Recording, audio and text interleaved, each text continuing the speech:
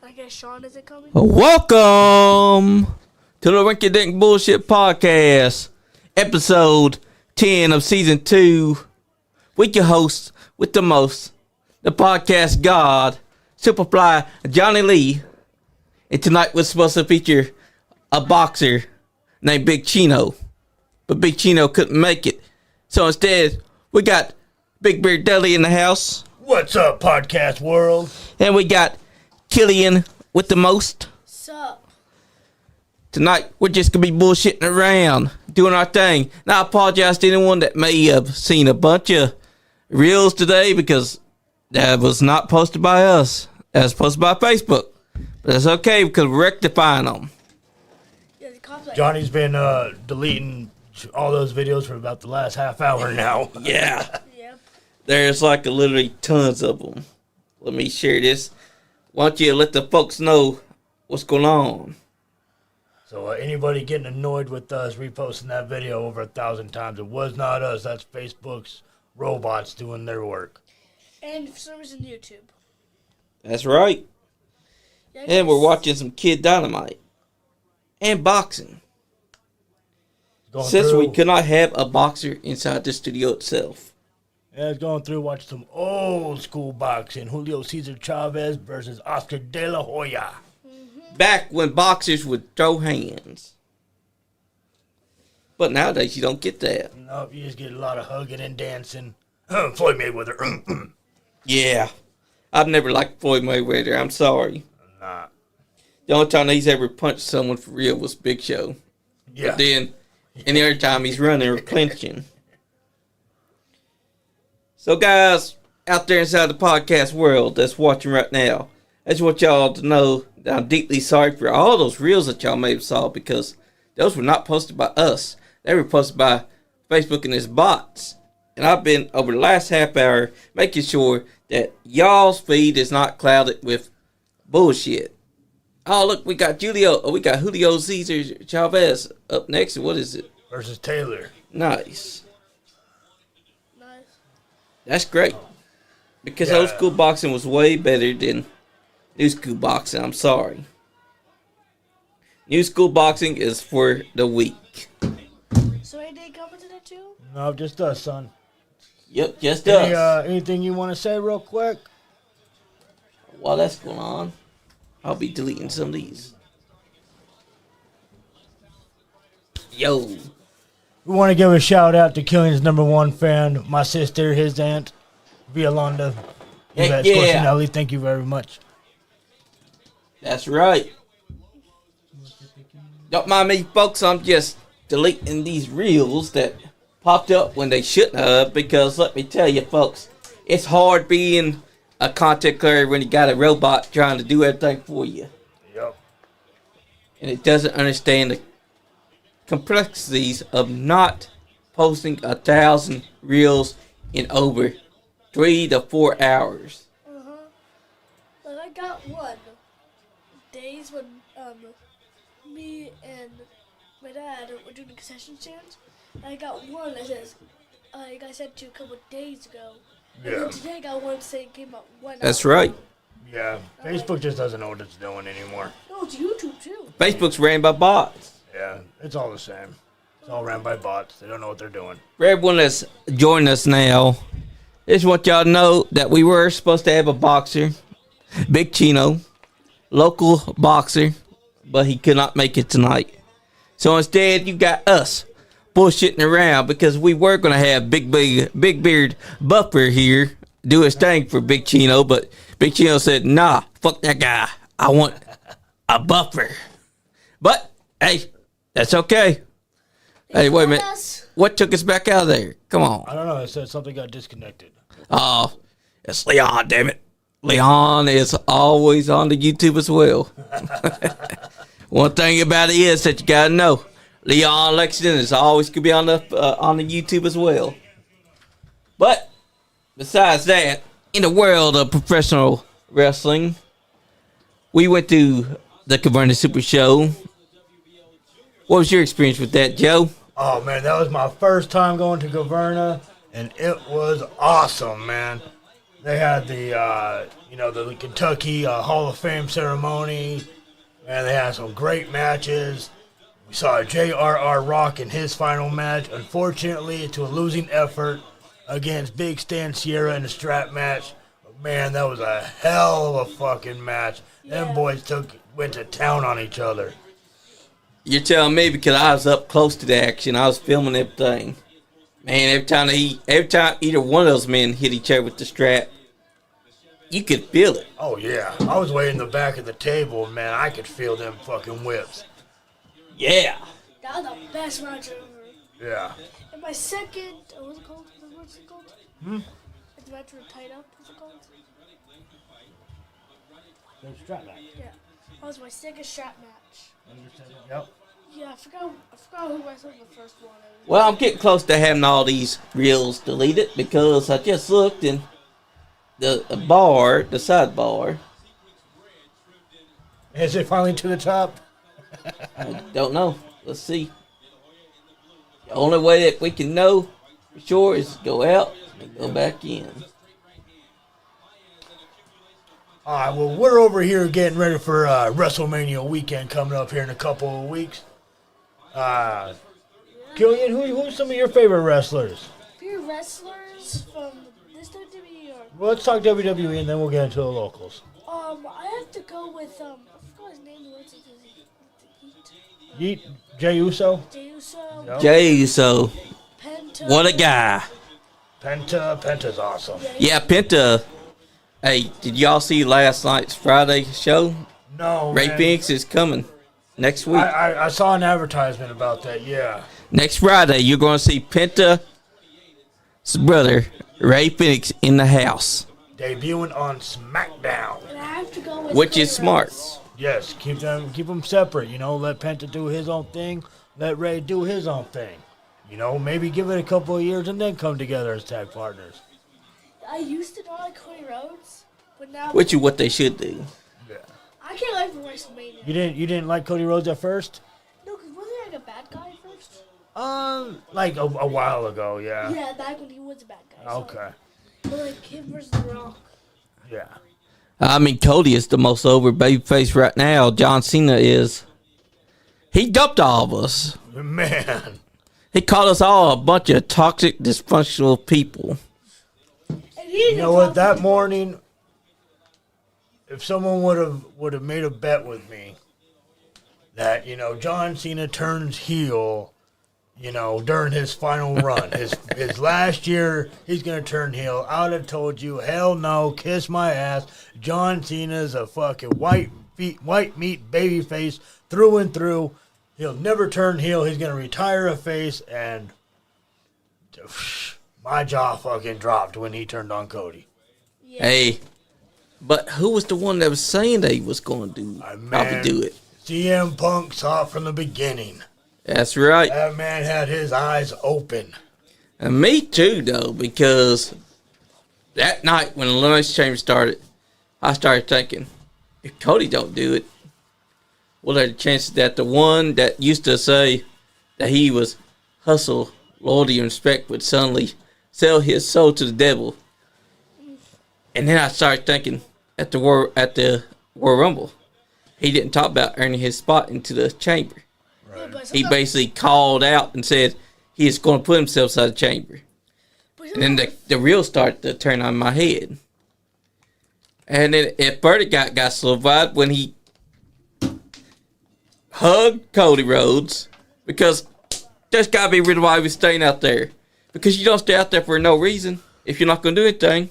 Right. And he's just going around, he's making it seem like he's all happy-go-lucky baby face for Cody Rhodes. Hugs Cody Rhodes, and then that face, that face where he just drops all emotion. He's just staring at the Rock, and the Rock goes Yep. Yep. to him, and then bam, low blow. That's when I knew, yep, it's happening. And then he still just gets on top of him and starts pounding the hell out of him. Damn. Yeah. They put the boots to him. Yes, he did. Well, he's not confused. For About some what? rea- this was yesterday. I was playing Fortnite. And for some reason, I had John Cena. If you did not see what happened as Evo talked to everyone's toxic relationship, who's gonna buy it? People will still buy it. Yeah, they would. Buy it. They're still buying his shirts. They're Not still me. buying his. I know, not you, not me. But There's a lot of people that love John Cena, even if he is a heel. The skin, but it's already gone. Yeah. I kind of wanted it. Yeah, there's lots of people who still gonna like John Cena, even if he's a bad guy. Because he's been there for so long, and he is still a very good wrestler. Like He is. you can't Was take that that away kicks from the him. baby? Then would still like. Also, also people forget one thing. All of our favorites have had 5 moves of doom, and they've been babyface, and we cheered the hell out of them. Yep. Stone Cold Steve Austin, The Rock himself, Yep. Triple H, That's all you need. many people, even Shawn Michaels. That's all you need. 5, 6 moves. You can execute them to the, just execute them perfectly, and that's all you need. Exactly, and Make it entertaining. people tend to forget that. People think that you need 10, 12, 20, 30, 500 moves, but all you need is 5. Because those 5 moves is you can get the fans inside the audience buzzing for you. You talk, Cornette always brings up, Kevin Nash's had 5 moves. So what? I was a huge Kevin Nash fan, huge Diesel fan back then. Same thing with Razor Ramon. He only had 5 moves. Yeah. But you loved him. Right. It's the personality that's behind those characters that fucking sells it. Exactly. Every wrestler that you know that has been a babyface or top selling babyface inside the world has had only 5 moves. And that's all that they've needed. Hulk Hogan started this trend because he was the first to have 5 moves of doom. I don't even know if he had 5. He might have only had 4. Or 3. Or 3. He had the big boot. He had the atomic drop. And he had the atomic leg drop. Those were the only moves they had. No, you got to count the Hulk up. See, Cornette counted the hair flip. For Diesel's 5 moves, he counted the hair flip as one of them. Yeah. So you count the Hulk up. That's a move. Yeah, that's true. Well, shit. So yeah, He had 5 moves. He had the Hulk up. He had the slam, the power slam, the atomic leg drop, and the atomic drop. Yeah, that's 4. That's 4. He had 4 moves. Yeah. But was it back? Macho Man had 5 moves as well. And his elbow drop was the best elbow drop inside the business. Man. I ain't seen nobody do it like he does it. Nope. Shawn Michaels had a really good top rope elbow drop, but nothing like Macho. Yep. There's some that have tried to emulate his. I like Kairi Sane's Insano elbow because it reminds me of Macho Man's style of elbow drop. But Macho Man would do it like this. He have his elbow angled downward. He wouldn't have it up like this or out like that. He'd have just like that, have with this hand like this. Drops down, drops his elbow into your heart. Yep. It was like a stake being driven into it. But that's the thing. That's the only one that's ever done a great elbow drop. Because Shawn Michaels had a decent one. Kairi Sane has had a decent one. But who else can you think of that ever had a great elbow drop off top rope? Not the top rope. Shane McMahon had a hell of an elbow drop. That's just because of the insane heights he was doing. The leap of faith elbow drop. Yeah, that's just because he was so damn high dropping that shit. And he liked to drop it. Yep. He liked to drop it like it was hot. Some might say he was a glutton for punishment and a daredevil in his own right, and that was the truth because he was better than Vince McMahon in every way at wrestling. Yep. But trying to shoot dog jumping like it's hot. That's right. And I give Shane McMahon his credit. His elbow drop was a hell of an elbow drop. But I can't name anyone else that had a good one. Because not a lot of people have tried to do great elbow drops. We've had some, but they've not tried to capture the same steam. Foley's from the apron to the floor, but that's just... The only one I've seen is just... I like Foley's elbow drop. It was just because nobody else was doing it. And also because You his... ain't never going to see anybody else do that. And his wasn't worked. Nope. When he was dropping that elbow on you, you knew he's putting all his weight down onto your chest. You know you're doomed. That's right. You were doomed to die from a Mick Foley elbow drop. Which also reminds me of Bobby Blade's elbow drop, which was also from the apron. Everyone has agreed that that's the worst move that they've ever taken. Yep. even the guys that have taken worse be like, nah, Bobby Blade hit me with the hardest move I've ever been hit with. Shout out Bobby Blade. That's right, 'cause Bobby Blade's the man. Great wrestler, great commentator, great elbow drop artist. Also a lone wolf, which he still is, even if he's got a team. Great promo artist. That's right. And when he came onto our show back in 2022, he felt like he could not do it again. We talked him into it. And within just 1 second of starting the promo, so when you start seeing that light up beside his eyes, and then boom, bada bing, he was hitting it word for word, nail for nail. Yeah. And then after that was when we start seeing him in New South, cutting the same promo. Nice.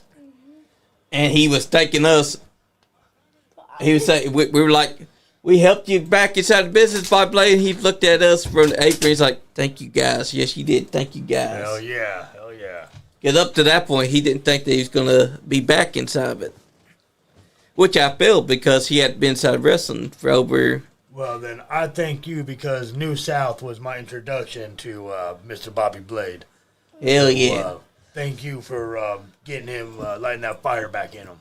Yeah, because at the time, he did not believe that he still had anything left to give to wrestling. And when we brought him on here, and he started cutting that promo again, you saw the light flicker inside his eyes, because he believed that he couldn't do it no more. He believed that he had extinguished the fire, so to speak. But he brought it back. And right now, we're watching two men bloody each other. Well, actually, one of them's only bloody, and the other guy's like barely even bleeding. Yeah, this is round one, about a minute into round one, and Oscar De La Hoya has split open Julio Cesar Chavez's eye. Well, maybe he should have moved his head a little bit more. Yep, you gotta move your head. Because I see that the guy's taking shots to his head, but he's not bleeding. But this guy's bleeding all over the place. Oh, no. Oscar's getting it. This guy is bleeding like a stuck pig. While the other guy looks like he's freshly made. Blue like a gusher. That's right. Today's boxing wouldn't even understand anything about this. Nope. Because they're too busy wanting to clinch and not want to punch each other. Like Mike Tyson and Jake Paul. Yeah. That was just a money grab. Yeah, Yep. everyone said it was called scripted. Yep. I lost some respect there for Mike Tyson during that. Because here we have one of the greatest boxers that ever lived, with one of the greatest boxing styles known to man. And when he had the chance to knock Jake Paul's ass out with his signature style, you can literally see him in real time just stop. Yep. Stops the fucking uppercut from coming. If he had hit that, Jake Paul would have been seeing birdies and been saying bye-bye. He wouldn't see birds, he'd be seeing stars. Birds, stars, he'd have been seeing it all. Exactly. His eyes would flash before his eyes. But what we got instead was two men dancing around each other, barely throwing in knockout shots. And when we did have the chance to get a knockout, Mike stopped it. Yep. All because he's getting paid more to lose. That's pretty sad that one of the greatest boxers of all time decides that he's not going to knock out a motherfucker that's his opponent.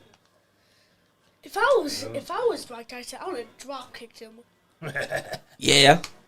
Because that's what everyone's wanting to see. Jake Paul finally meet his match. Right. Finally get a real opponent in there. I mean, yeah, 60-year-old Mike Tyson, but I don't give a fuck. That's still Mike Tyson. Yeah, and he still had the punching power. Yep. But when he was fighting Jake Paul, you could tell that he was holding back. He wasn't going for his signature shots. He wasn't doing all that. He's throwing some jabs, but that was it. Just jabs. He wasn't going for hooks. He wasn't going for body shots. He wasn't going for the signature peekaboo style. Nope. He's basically just winging it for those 8 rounds. Playing peekaboo. Yep. And it sucked because Mike Tyson is one of those great boxers of the old school times. He was the first boxer I ever knew. Yep. We recently lost George Foreman, one of the heaviest hitters in boxing. Ali says that's the hardest he's ever been hit was by Foreman. That's right. Because Foreman had a style like no other. When he hit you like a brick wall. Yep. And even though Ali could handle those shots, they were still harder than any boxer that he'd ever fought at that time. And it's sad that Ali's gone as well because we lost him way before Foreman. You know, I wonder what Ali would have thought to Mike Tyson letting himself lose instead of going for it all the way. Because Muhammad Ali is the GOAT. If you're talking about the GOAT of boxing, Muhammad Ali is the guy. That's subject to debate. That's true. I mean, Ali was great. I take nothing away from him, but if you ask me, my money's on Rocky Marciano. Yeah, Rocky's good too.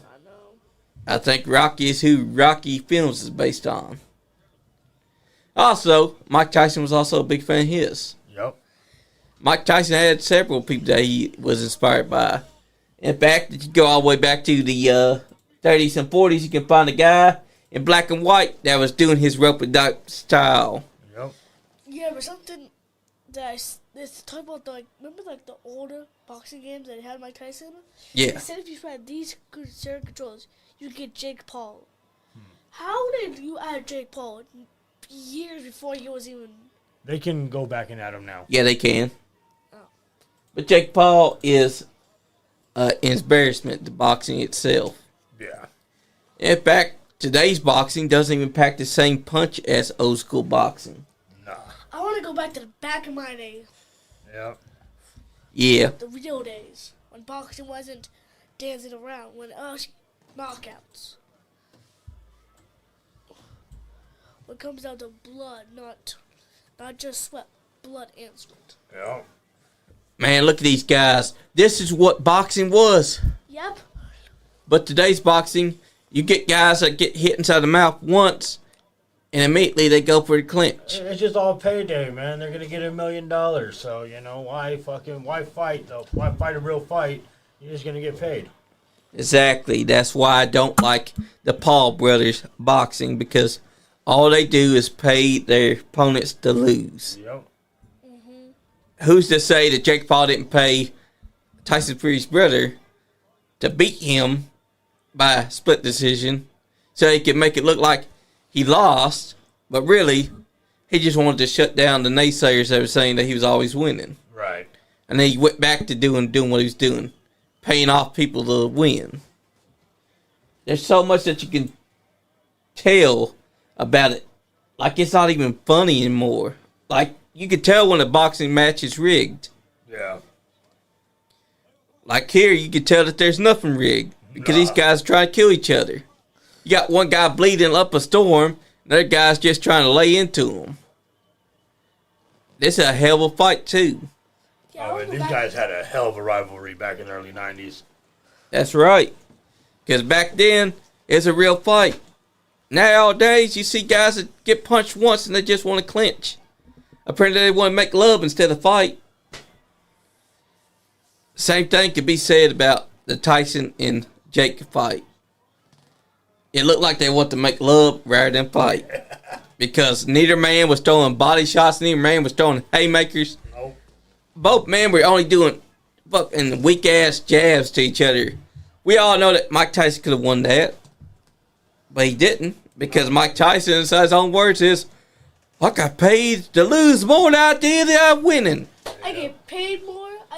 I get paid and I get more paid again just to lose. Hell yeah. And that's the thing about boxing today. You can tell when it's rigged. You can tell when it's not. Yep. But there's more rigged than there is not. Which is the problem that I have with modern day boxing. I miss when boxers beat the hell out of each other until each other could not stop each other. I know. That's boxing. Not whatever this generation calls boxing. And yet they... Oh, I think that... Have I done it? No, it tripped me. Oh, Almost actually, there, no. man. You're almost there. Yeah, almost. Here's another... The end is in sight, Johnny. The end is in It sight. is. Yes. Sorry, guys, I've been quiet It's just I'm just trying to get rid of all them damn videos for you that guys. these bots have done. It says your thing can't be deleted. It gets to get deleted. Yeah, because the other one says your reels cannot be deleted anymore or something like that. Yeah, but I'm getting it. I'm getting it because these bots suck. All right, son. Who are some of your favorite local wrestlers? Local, I have to go. What's his name? Who can you think that has impressed you the most? Impressed me is I have to go Misery. Misery. It's big 7-footer. I wasn't impressed when he got hit with a chair. Yeah. Yep. We saw Kyle Magger take a chair upside Misery, and Misery just took it, ate it, and asked for more. That's right. Took it, farted it, and then drop kicked them. Yep. Who else you like, son? Alberto. Berto, and Hippo. Berto was great. Hippo Power. Hippo Power, baby. Hippo away. Also came out as Robin and Batman. For the last one, I don't really know. And Zodiac. Yeah, I haven't. Now, Zodiac has a match against Misery coming up. Yep, it's a mask versus mask match. The loser loses the mask. I thought Misery's retired. No. Nope, he's still here. He's fighting still for AMW, Appalachian Mountain Wrestling.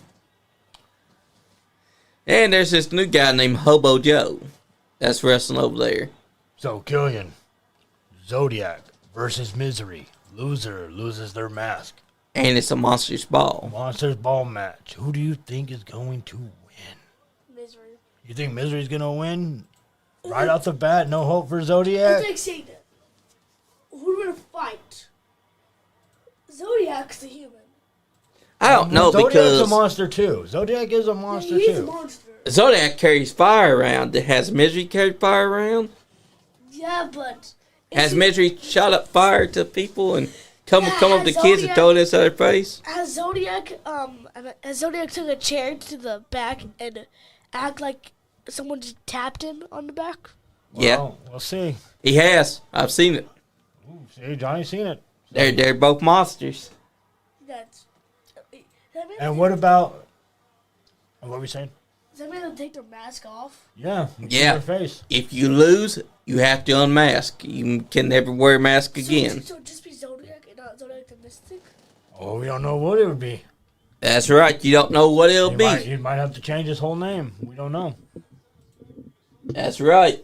Which really I always thought the Mystery was retired because I remember We thought he was because Scott Diamond told me he retired. maybe he retired from New South. Maybe is what he was saying.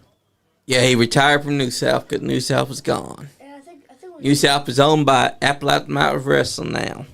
And Neon Ninja, he retired. The Facade. He didn't retire. Who? Facade. Facade's still Yeah, around. he just didn't get his Kentucky license anymore, so he doesn't wrestle in Kentucky anymore. Oh, so That's right. Sometimes they decide that they don't want to do it. Yep. So then they go and they don't get a license for it.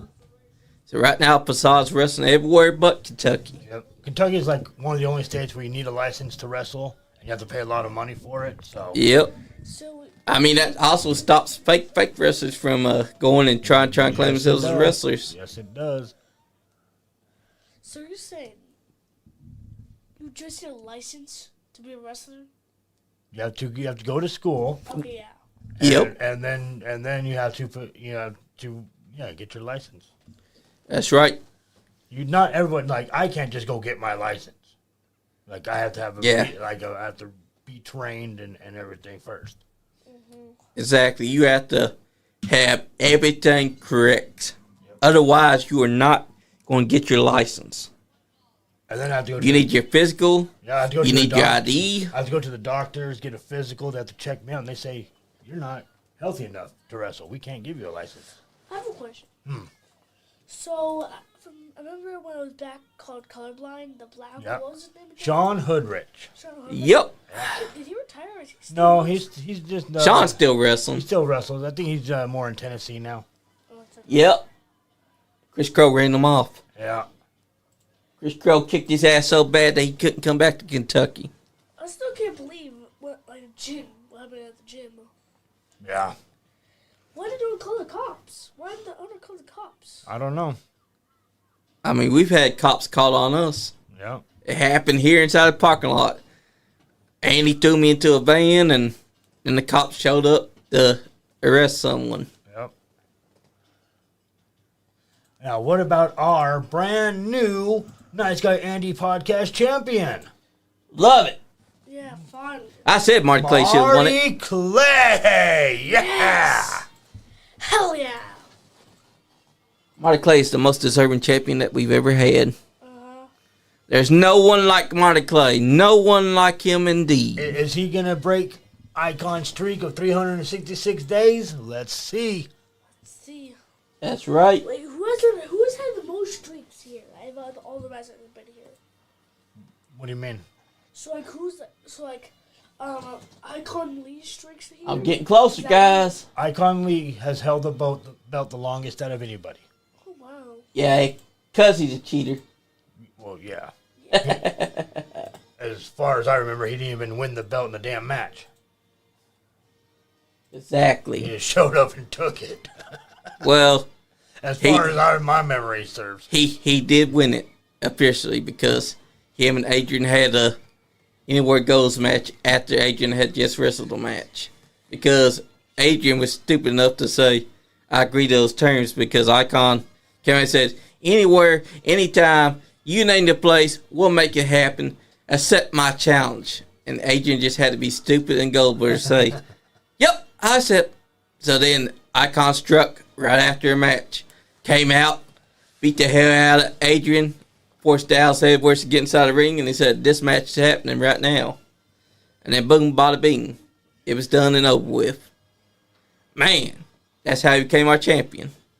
But I tell you what, our champion, Zodiac, held the title, and he defended it 26 times. Wow.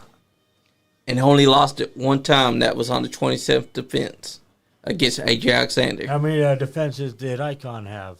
4? About 4, probably. Because the difference between him and... Probably about 2. No, he had a couple. I know he had a couple. But, I mean... Oh, look, guys, I'm almost done. Got to have a federation that's going to showcase the match. Not everyone's always willing. Uh-huh. Exactly. There are... Shout out to Tony Presley for allowing those matches to happen. Mm-hmm. Tony Presley. Oh, you old out of New South Wrestling. Exactly, because Tony Presley was a smart man. Yes, he He came in here and he looked at our Monster Head Championship that sat right there on that table. And he said, I'm going to put this on the line. At first, Sean and Annie thought they was lying. But me at home, watching through the TV, phone, saw him looking serious. I was like, yep, it's happening. Hell yeah. And it happened at 8-Man Battle Royal at New South Wrestling at the Armory at the Gentleman Jim Chadwick tribute show. That was a great time because we got our very first dominant champion in Zodiac. Yep. And he went on to defend that for all over the states. He didn't just defend it here, he defended it everywhere, which was awesome. You know, I'm seeing the reels, but it's not letting me delete them.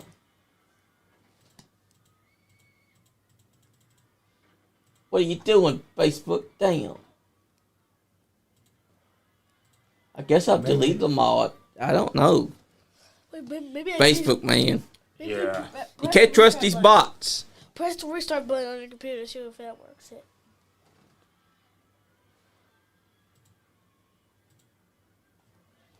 Here's how we do it.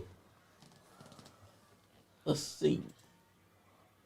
Now, how much bullshit is this that the World Heavyweight title match is not the damn main event when one of the fucking contenders is named main event? I mean, he might as well be called Mid-Card Jey Uso now. Right. Unless he's a semi-main event. You're going to have a non-consequential fucking three-way match be your main event? Yeah. You didn't have your title match go on between a fucking regular fucking triple threat. Yeah. Because what I think it is that they want to keep their promise to put Punk inside the main event. The only way that they can salvage this is if Jey Uso and Gunther gets to be the semi-main event. Well, I mean, I see that, but I mean...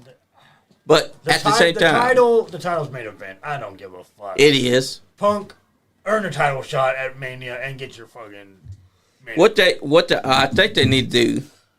What I think is going to happen is Punk's going to insert himself into John Cena and Cody Rhodes' match. It can happen because, remember, the favorite that's old. And like... Last night, Roman Reigns sat inside the chair and he's like, you finally you congratulate me because you get your favor to be inside the main event.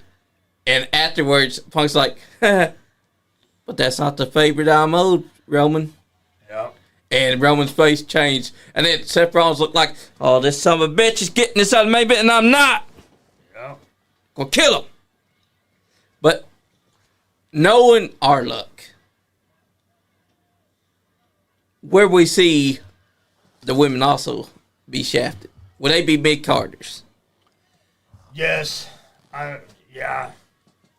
I mean, you know the triple threat is main event night 1. Yeah. And you know that Cody Cena is main event night 2. So yes, the women get totally shafted.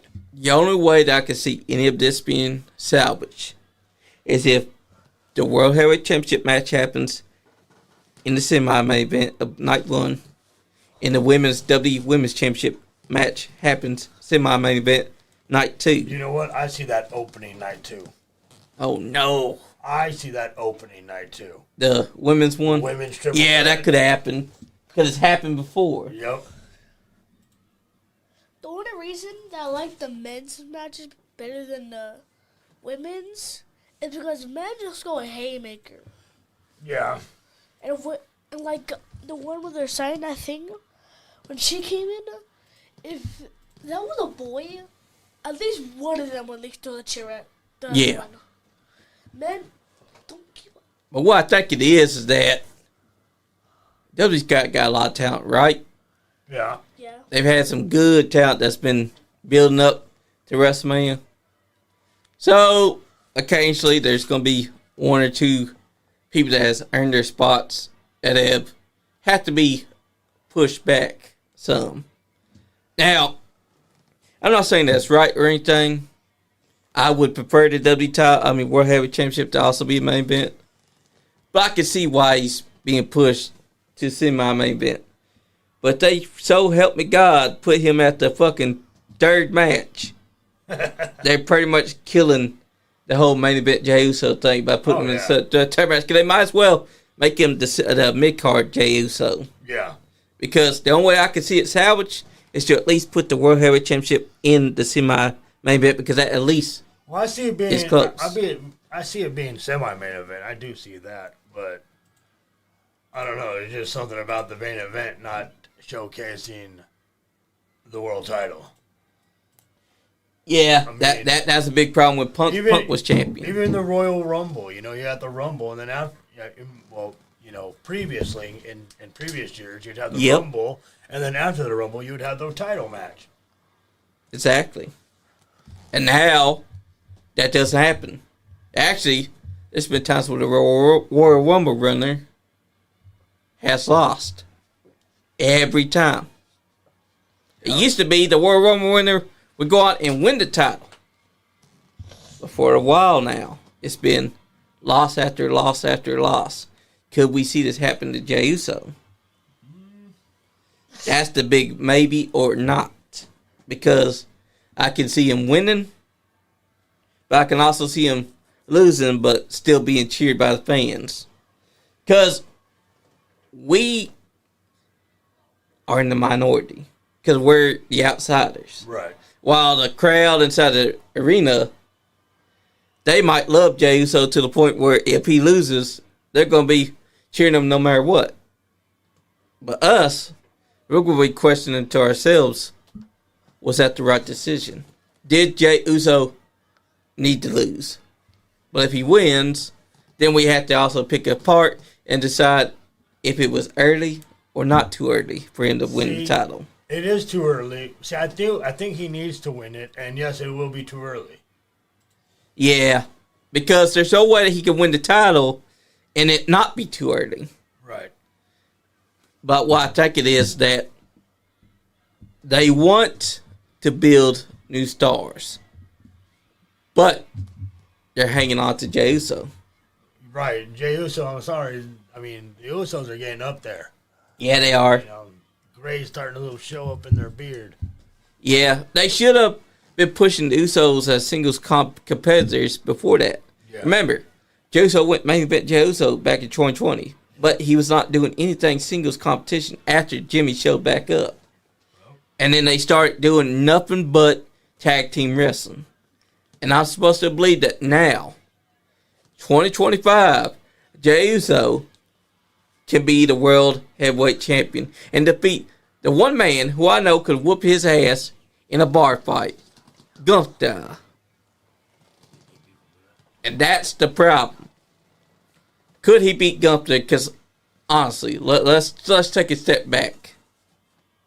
Jey Uso versus a man that's known as the Ring General. Yep. A man whose chop is so loud that it could break his chest in pieces. Could he really beat that man if we were talking about old school? No. Oh, if we're going old school, no. Gunther walks all over him, walks him dry. That's what I've been saying. And that's why I think that even now,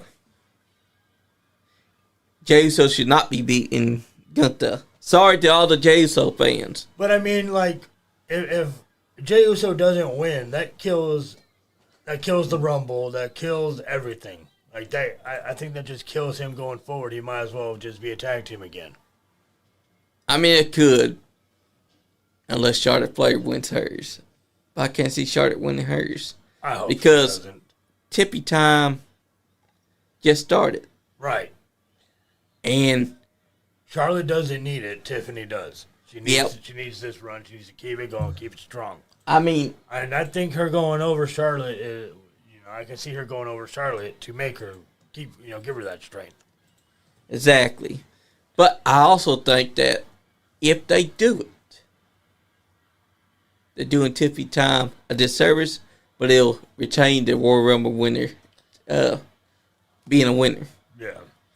But if I had to choose between her beating Tippy or Jey Uso beating Gunther, I would choose Jey Uso over Charlotte. Yes. Simply because Charlotte does not need the title. Right. She thinks that she is deserving of the championship. She is not. She may be a player, but her dad won his 16 titles not over the course of just a few years. It happened over several years, over 16, 20 years. Even now, his actual world title reigns is actually in 22. He never held 16, he held 22, but WWE does not count the other 5 they held. Nope. But he has held 16 championships. And if Charlotte Flair thinks that she's even close to that, she got another thing coming because nothing that she does is close to her dad. No. Because this man decided that he's going to scapegoat her into having so many title reigns. And I don't like that. So if she beats Tiffany Stratton, that's a slap to Tiffany's face. Yeah. Because Tiffany has earned the right to go into WrestleMania and win. This is only her first title reign ever. Right. And she's earned this. But I can also see some bullshit happening. Charlotte Flair wins and get added her notch to her belt and claim she's this, that, and that. But the difference between her and Flair is that Ric Flair did not hold titles 3 to 4 years. It was stretched between years. Yep. That's the only way he held 22 titles. And in WWE lore, 16. But that's not being for Charlotte. Because if you remember, Charlotte has won her 14 titles in the span of just hot potatoing. I don't like that because Flair himself had to fight and claw and bleed and sweat to get all of his title reigns. In between. Oh, look, speaking of Flair, there he is hitting Ultimate Warrior with the steel chair. And speaking of elbow drops, here comes... Actually, I hate this match because he hits him with 3 diving elbow drops and Ultimate Warrior kicks out like it was nothing. Yeah. And I think that Ric Flair was giving us I think Randy Savage was giving us the face like, you guys know he's going to kick out on these, right? So then he chose to jump on Flair and got his knee whacked. I'm almost done with this. I mean, they left it with thousands, and I've been at this since about 5. No idea why Facebook has its bots do things for it, but it does. And look at Bobby Heenan. That's no, it's Kurt Hennig. Yeah. Well, at this time, Flair did have Bobby Heenan with him. Yep. And now he's going to work on the guy's leg and try to take it out. But wait. Didn't he attack Ultimate Warrior? So why is he attacking Savage as well? I can't hear you. Use the birth girls. And look at this. I'm sorry, son. Ultimate Warrior's face paint is gone. He's picking Savage up. Savage is hopping up on one leg, holding up the belt. Savage cannot stand. On both of them?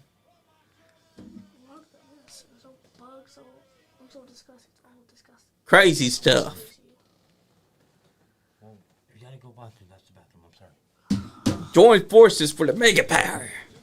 You know, Bobby Bladens and Scott Diamond had the best version of the Mega Power's handshake ever. Oh, yeah. They did it here at the studio before, too. Greatest tag team in the world. Hey, Johnny, I'll be right back, brother. All right, brother. But you see, guys, tonight was supposed to be a boxer. Big Chino. He's not here, so he's kicking it with me. And what we're doing is we're watching some old school wrestling. Right now we're watching the guy that claims that he's the babyface, but he's not. A babyface does not take another man's woman and ogle her. He does not take another man's woman and pick her up inside his arms like he's the only knight in shining armor there. But Hulk Hogan did. And I'm supposed to believe that Hulk Hogan was the babyface there. Randy Savage had every right to snap off that night that he did. Savage is what you call a real crash out. Because his friend, his so-called best buddy, Hulk Hogan, decided that he's going to ogle and fawn over his woman, Miss Elizabeth, for weeks upon weeks upon weeks upon months. And then when Savage finally snaps off on this dumb son bitch, Hulk Hogan has the gall, the absolute gall, to act like Savage was always the villain.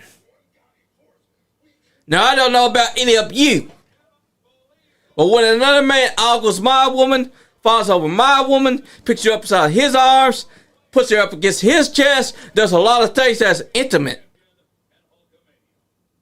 how the fuck am I the bad guy? So how did Macho Man become the heel of that program? I'll tell you how, because Hulk Hogan has been the heel the entire time. Nobody even realized. Y'all think the NWO Hulk Hogan was the heel? That was just Hulk Hogan showing his true colors the whole time. Bobby Heenan was right when he said that Hulk Hogan was a villain. Because he was. Because think about this. Not only did he do that to Randy Savage, but then Royal Rumble 1992. He grabbed Sid Vicious' arm. All because Sid Vicious eliminated him. It was every man for themselves. And Hulk Hogan acted like a butthurt person because his tag team partner, Sid Justice, eliminated him. So what does he do? He grabs Sid's arm, allowing Ric Flair to eliminate Sid. But I'm supposed to believe that out of blue said Justice is the heel. What kind of logic is that? If we go by that, then every other heel that's ever been a heel is actually a babyface. There's been a lot of heels that have had logical things to say about the babyface.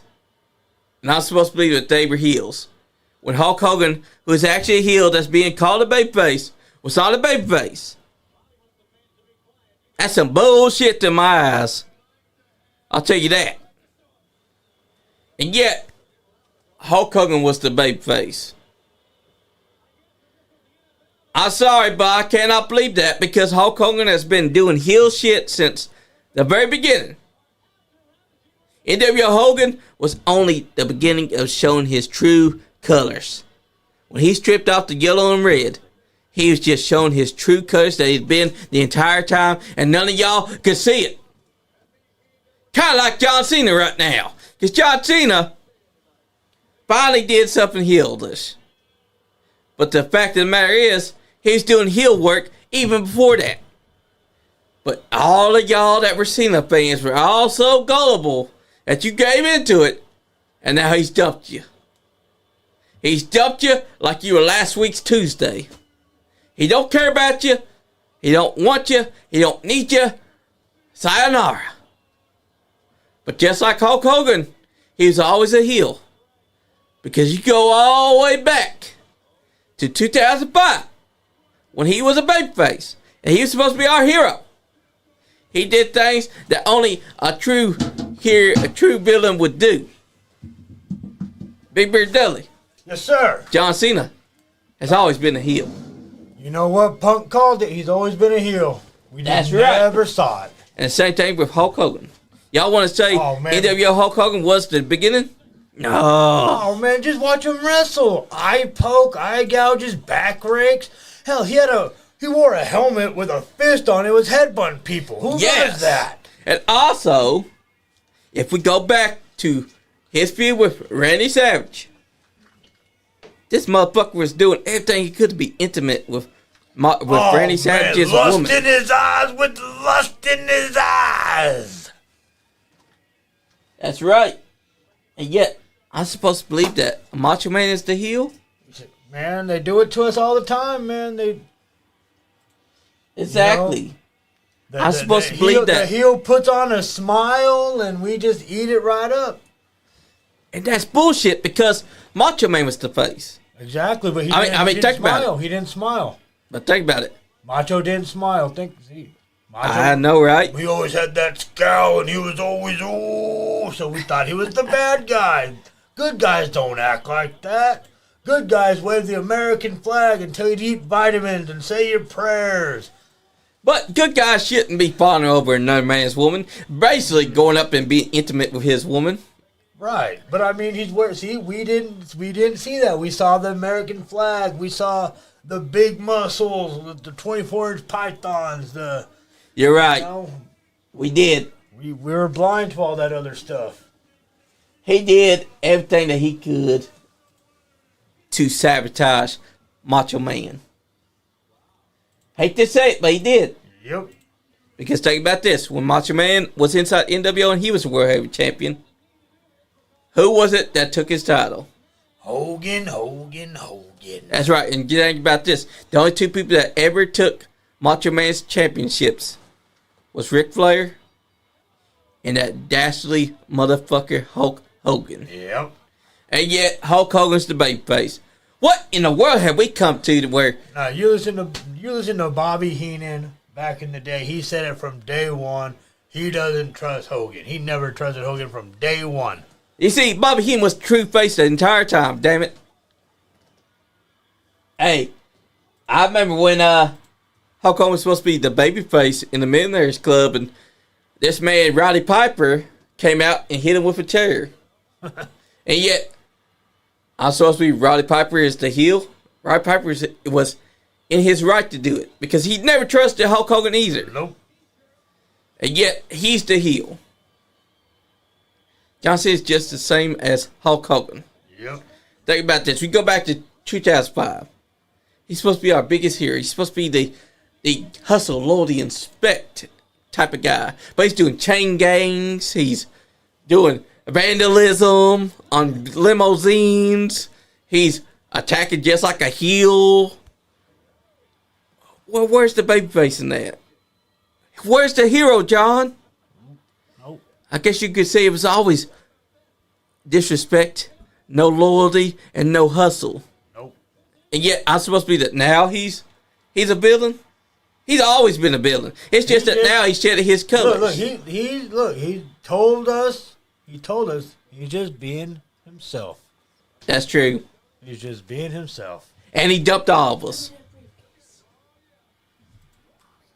But that's the thing, too, because now that that's happened, you're seeing a lot of great stuff from Triple H's writing. Oh, because, yeah. Because this was planned. They can't tell me that they did not plan him to turn heel last year. Oh, yeah, they knew it. Because they were seeds planted. Yep. When they announced his farewell, they knew what they were going to do. Exactly. And then when The Rock came, people didn't realize, but he did John Cena's symbol. This one right here. When he was holding up this tree, he had it angled where you cannot see this part right here. You could only see the fingers. Right. All this time, folks, The Rock was telling you John Cena was going to turn heel because this is John Cena's word life. Thugonomics style hand gesture. Yep. And The Rock literally was doing that in front of the camera with this finger right here hidden. That's good storytelling. That is good storytelling right there. Yep. But I also think that there's someone else that's going to turn. There's a possibility. You think there's going to be another turn? I do. Who is it? What do you think? It could be Randy Orton because he has history with Cody. Yep. It could also be CM Punk. Remember, think about it. The anti-establishment guy. No one thinks it. He has been corporate before. Back in his Ring of Honor days. No. What's it? He could easily turn on Cody. In fact, his favorite to get put inside the main event of WrestleMania Night 2 could be to put the title on John Cena. Yeah. And him explain it as why. Because he saw what John Cena was selling and he bought into it. Think about that. That's a good story to go with. That's some deep thought right there, Johnny. That's why I was thinking, because when I saw that CM Punk has been corporate before, I realized what would be the greatest swerve to happen right now. Now, John Cena's turned heel. Yeah. One man could turn heel and bring it all together. That man is the only man that likes to do X like that. Likes to do, it's clobbering time. CM Punk, because remember, he's anti-establishment, he's anti-corporation. But what happens when he does, finally, sell his soul to the devil? And he tells us all why he bought in. That's going to be a hell of a story to tell. Hey, Johnny. So back to when John Cena was demolishing Cody Rhodes. Yeah. The one that really confused me, why was Travis Scott there? The reason why Travis Scott was there, because he was their Dennis Rodman. They needed a star. Yep. And right now they're doing YouTube stars. And also, Travis Scott's willing to learn to wrestle. They had I Show Speed at the Royal Rumble. You know, they had Travis Scott. Out of all the rappers, Drake, EDP, out of all of them. Well, they got to pick someone, and they picked Travis Scott. Also, the fact is, Travis Scott's willing to learn. He's actually getting training. Oh. And we could see Bad Bunny versus him. Yeah. I wouldn't be against it. Nope. I didn't even mind they slapped Cody Rhodes for real, because that added to the moment. It got people talking. Yep. And clearly, Cody Rhodes wasn't upset about it, because if Cody Rhodes was, he would have went and he gave a receipt right then and there. Because all you got to do is get backstage and slap a motherfucker. Yep. But he didn't. He said that Travis Scott didn't punch him. He didn't slap him hard enough. But that's live because we could all see it on his face. Oh, he had the bruise. The way he turned his head. Yeah. But I think that added to it because it shows that he got his ass beat by all three. Yeah. Even though Travis Scott was getting out of the way sometimes, and John Cena and Rock had to keep on telling him to move during certain spots, he added to the moment. People keep on saying, why was Travis Scott there? Well, there's a reason why. The NWO had Dennis Rodman. Yep. And Dennis Rodman, just like Travis Scott, was out of his element. But he took to the heelness. Travis Scott took to the heelness right away. He knew immediately that this meant that he's going to be heel. So he was doing the sage because he was saging himself off of the bad juju. And then he took to the whooping that ass. Just like that. And Cody Rhodes, I bet, told him, you better slap me with all you got or I'm going to hit you harder than you hit me. Because Cody Rhodes has done that before. I think he told Shawn Spears, you better hit me with that chair as hard as you can. Well, when we get back, I'm going to hit you harder than you hit me. And Shawn Spears laid that chair shot in. Just like Cody Rhodes wanted. Yep. That's why I don't hate the idea that Travis Scott was part of that, because it makes the final boss look like the final boss. He's got an entourage. Yeah. Because Travis Scott already showed that he's a wrestling fan. He's already done entrances, and also, who better have for that? Then remember this: Cody Rhodes and Travis Scott did a stakeout video. Remember for one of the PLEs. So that's why Travis Scott was there. Travis Scott turned on the guy that he was taking out a PLE for. I think they were taking out the Money in Bank Arena. And now Travis Scott laid the final nail into the coffin when he slapped the shit out of him. Basically told him, when we was taking out shit, I was watching you, dog. I was watching you for the final boss. And that's what's happened. I think that was great. What were your thoughts on it? Man, it was a spectacle. That's what wrestling is. Wrestling is supposed to be a spectacle. It's supposed to get you talking. It's supposed to get you questioning what's going to happen next. Why do they do that? Why is he there? So that's why they did it, and just for us to sit back and see what's next and us to talk about it. That's true. I mean, look, they did something right because ESPN was talking about it. The news was talking about it. Everywhere was talking about it. Even Yahoo News was. We're getting ready for WrestleMania. And WrestleMania, since day one, has brought out all the big stars. And people just don't recall how big respectable WrestleMania has been. Since WrestleMania 1 all the way to now, it's brought celebrities. Yep. It's brought media attention. It's brought paparazzi. It's brought all eyes onto wrestling. And that's why I loved that Travis Scott was there, because I knew Travis Scott being there was for a reason. People, my favorite thing is when people are like, why is Travis Scott there? He's so out of place. But what they don't realize is that the final boss needs his entourage, his homeboys, so to speak. What was your question, son? So John Cena says if he wins, he gotta take it home. Right. Is he allowed to do that? He's going to ruin it for us. Well, if I have the belt and I say I retire, then that's it. Yeah, CM Punk did it. I retire as the champion. Remember, CM Punk did it. Remember at the Money in Bank. Yep. He won the title and he took it, and Dudley had no Dudley title. Yep. They had to make a fake one, which prompted Punk to finally come back and be like, you know what? Since y'all going to have this fake championship being defended, let's have it versus me, and we'll find out who the real WWE champion is. Yep. And he ended up winning, and he went on to hold the title for 434 days. Jeez.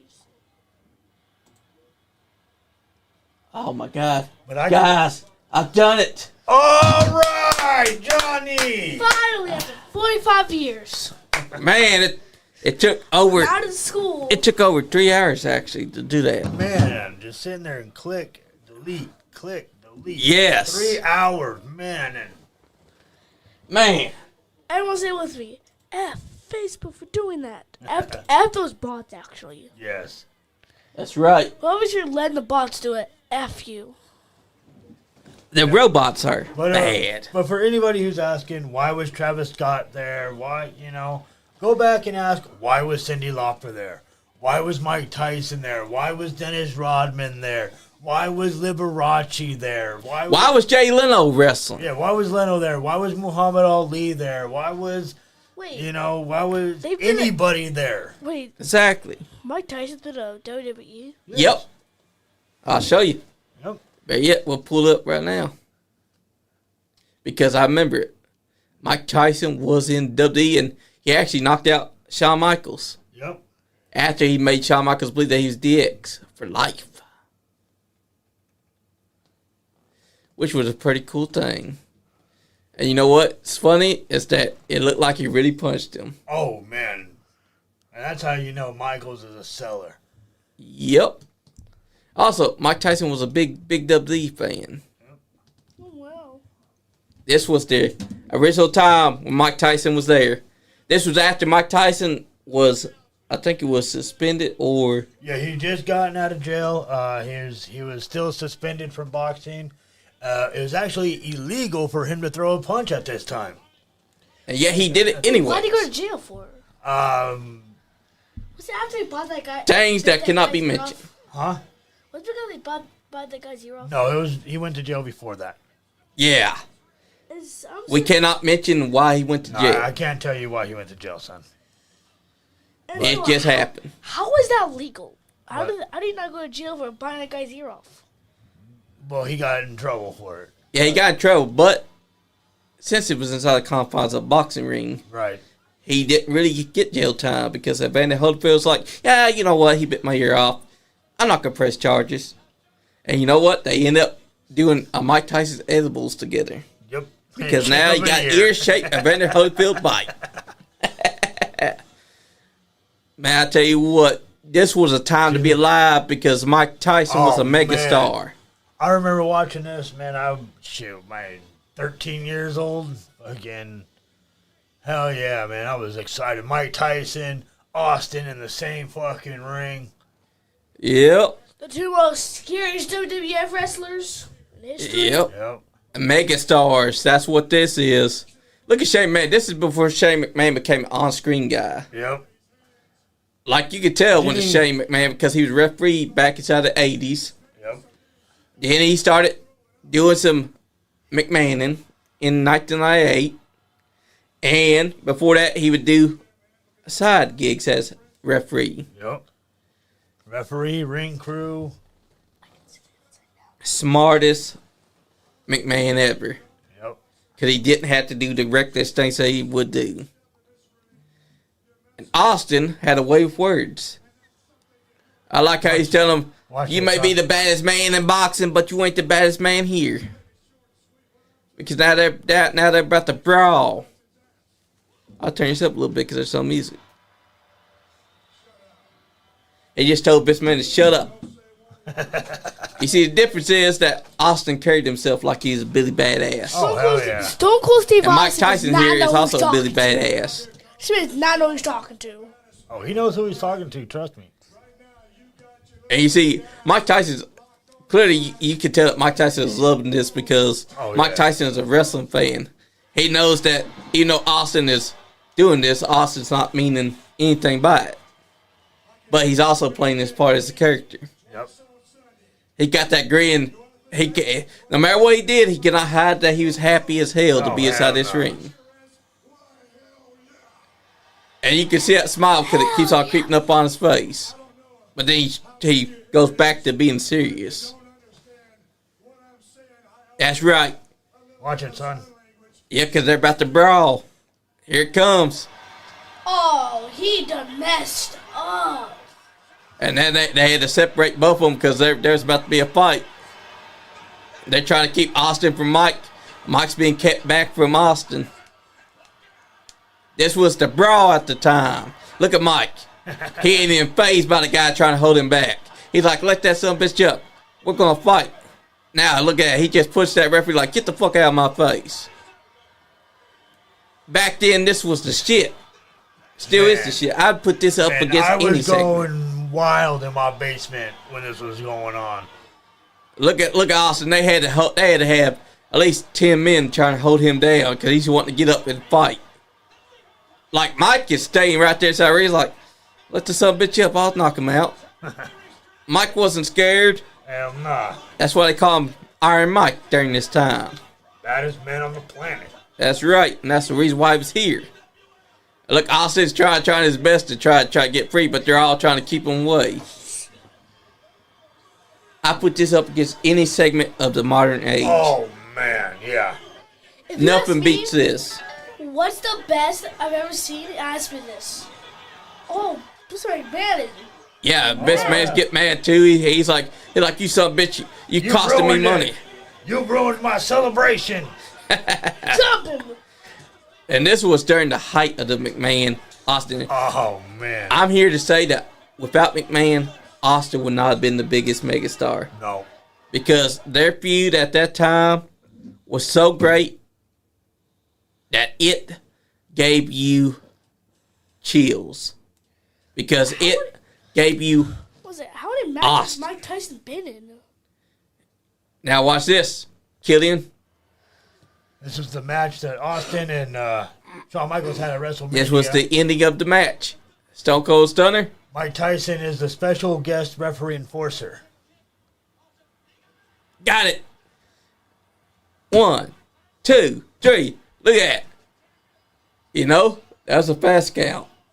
Holy shit. Mike Tyson fast counting his own guy. He was supposed to He's be the DX guy, though. He was supposed to be Shawn Michaels' friend.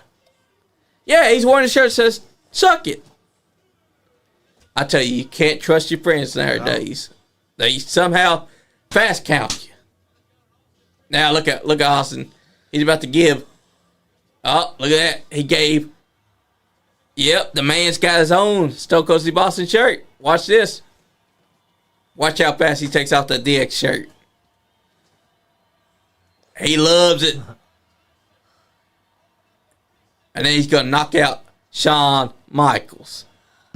Shawn Michaels is going, "What the heck, man? I thought we were friends. I thought you were on my side." He said, "What the?" Yeah, look, he's What like, the fuck? "Come on, dude. You're being his friend? What the hell are you doing?" Well, now here comes Mike Tyson up. Mike Tyson's about to knock his ass out. Don't do it, Shawn. Mike Tyson's asleep, people? Don't do it, Shawn. Mike Tyson's asleep. Don't touch him. What? You want to sleep good? Keep watching, son. Get up on Mike Tyson. Yeah. Watch this punch. Boom. That's where he messed up. He swung at him. Oh, When he swung at Mike Tyson knocked his ass out. And it was great. Yep. So that is what Bad Bunny was doing there last year. That is what Travis Scott is doing there this year. Exactly. That's why I Show Speed was in the Rumble. No, you guys supposed to Rumble because Yeah. that one guy got knocked out. Right. Yep, but he was there because he's a YouTuber that has a big following. And people can deny that YouTube has stars, but they do. And I'm surprised you don't have a special room called I Show Speed's room in the hospital. He did. Right. This man's always jumping into his monitors, jumping in the crowds. Yeah. Exactly. This man don't care if you don't. This man don't care anymore. 1998 was also a good year. I remember this one too. Yep. Chainsaw Charlie, a.k.a. Terry Funk. The 1998 Royal Rumble where Mick Foley entered 3 different times. That's right. And also started out the match with Chainsaw Charlie and they bring out weapons. Oh, yeah. I like how he's sitting with Shane Man. See, that's before Shane Man became a prominent figure too. Yep. Because then after this one, Shane Man would be seen more often. I know. Before that, we only knew him as a referee. Howard Fink. I wish there was more people here. I still say that's the greatest voice that Dudley ever had. Yes. Yes. Nobody said, "and new," like the Fink. That's right. No offense to Samantha Irvin. We all love her. Yeah. But she kind of broke my heart when she said that she didn't like being a ring announcer. Well, you didn't like it. Why did you put so much passion into it? Yeah. It's weird. Because I've seen guys that say that they don't like something, they don't put no passion into it. But she put passion into every word she spoke. It's women. That's why. Not all He women. said it, not us. Not all women, but yes, son. But he said it, not us. You heard it here first, folks. I don't care what you guys say. But that was a great... I miss when they had their own stage setups. Yes, yes. Now we don't even get this. No, it gave it its own personality. It did for every show, every PLE. Yep. It had a theme. It looked fucking cool. Yeah, it did. Look, Dude Love's there, but Cactus Jack's the ones that are out here. Why the hell? How dare those fans wear Dude Love when Cactus Jack is out here? I have a question. What an insult. Why do women always get mad at men when they cheat in their dreams or do something they don't want Because the women think they're dreaming of what really happened. Yeah. to? Okay, cheat in your dream. I can control your dreams. I know, son. Well, you just learn about that stuff when you're little. Yeah, you learn that stuff when you're older.